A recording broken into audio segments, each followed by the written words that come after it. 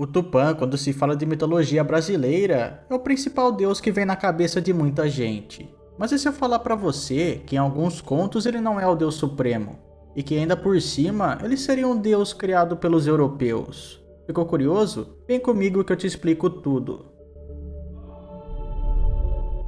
Galera, esse vídeo aqui deu um certo trabalho para ser feito, então eu já vou pedindo para vocês, por favor, vai se inscrevendo aí, caso você não seja inscrito, deixa o like aí também que eu te agradeço muito, hein? Valeu!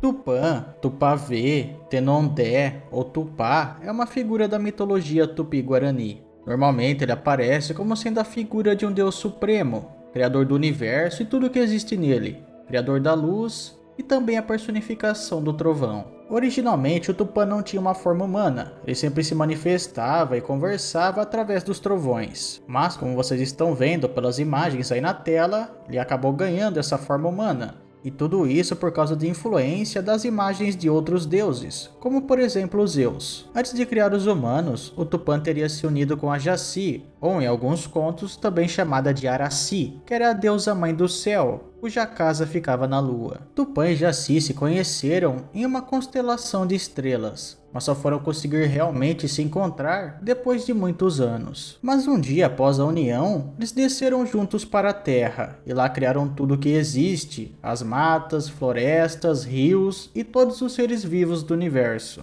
Dizem algumas lendas que o local de onde eles criaram tudo fica no topo de uma colina no Areguá, que é uma região do Paraguai. Sim, eu disse Paraguai, mas calma aí, não precisa ficar confuso. É porque os povos que eu estou falando aqui são indígenas, eles tiveram acesso a vários países, não apenas ao Brasil, sacou? Não vou me aprofundar muito sobre outros deuses aqui, mas caso você queira saber mais e de uma maneira completa, eu vou deixar aqui no card e também na descrição um vídeo que eu fiz há pouco tempo aqui no canal, sobre 10 deuses brasileiros. Se você quiser é só acessar aqui. Mas aqui eu vou dar um resumo bem rapidinho sobre a Jaci. Em algumas versões do conto, a Jaci é criada pelo Tupã, e ele mesmo acaba se apaixonando por ela. Em outras versões ainda, quem cria a Jaci é o Guaraci, o deus do sol. Como eu disse lá no começo, nem sempre o Tupã é o deus supremo. Em alguns contos, quem assume essa função é o Yandevoruçu.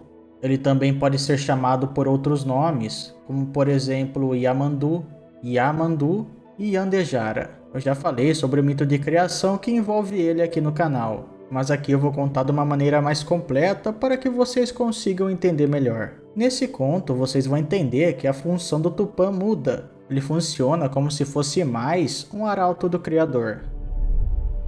No começo de tudo, havia apenas caos, não havia nada para andar no planeta. Aquilo que poderia gerar os seres no mundo ficava se embaralhando e girando sem rumo, sem centro, sem direita e sem esquerda. E no meio de toda essa bagunça, algo sem explicação aconteceu.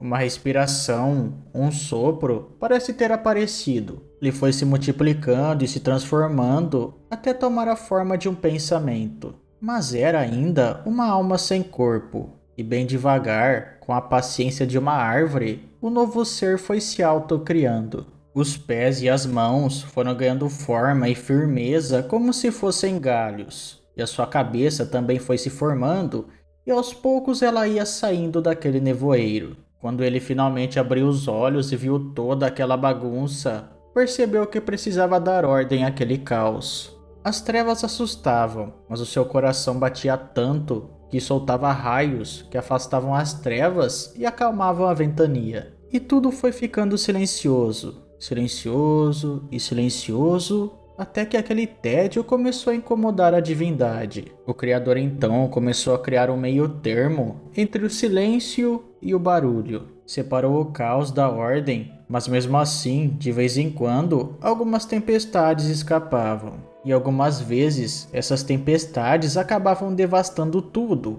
ou criando alguma mudança, o que fazia o mundo ficar oscilando entre a criação e a destruição. Mas o Yandevoruçu estava sozinho nesse momento.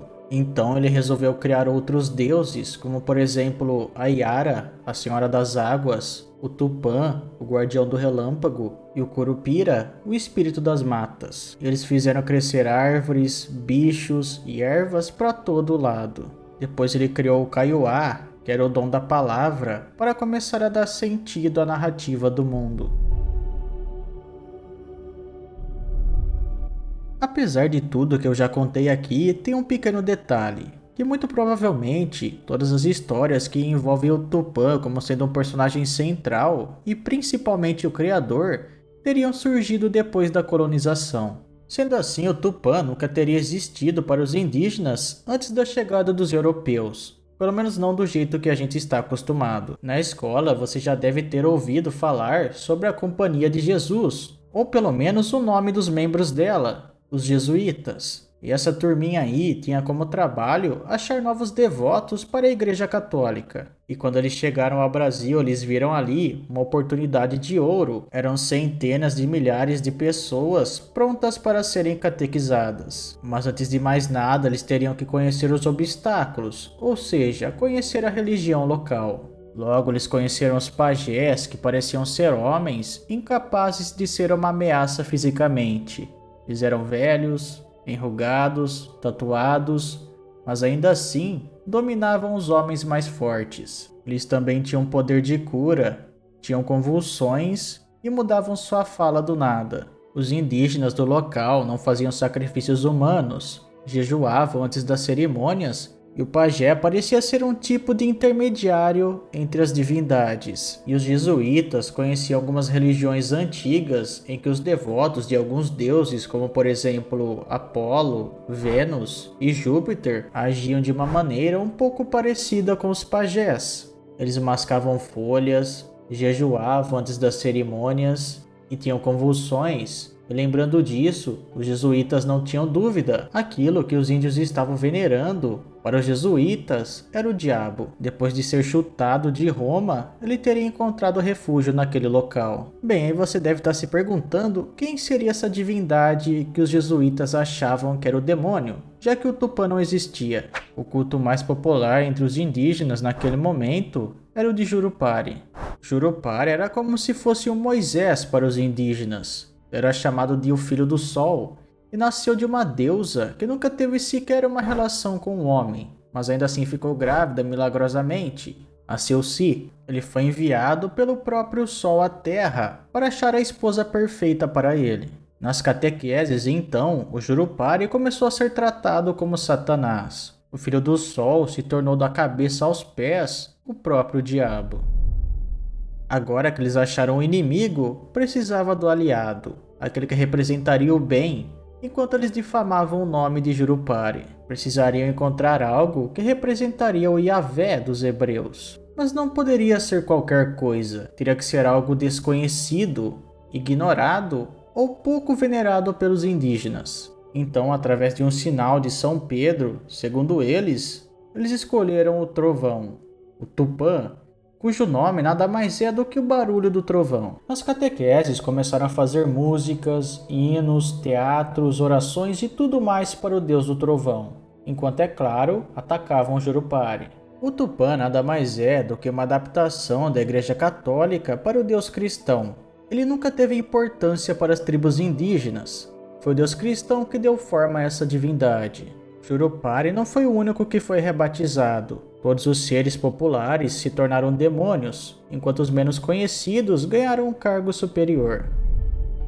Bem galera, o vídeo foi esse, espero que vocês tenham gostado. Não esqueçam de avaliar o vídeo deixando o like ou dislike, se inscrever no canal e deixarem nos comentários algum assunto para um próximo vídeo. Valeu, falou, tchau.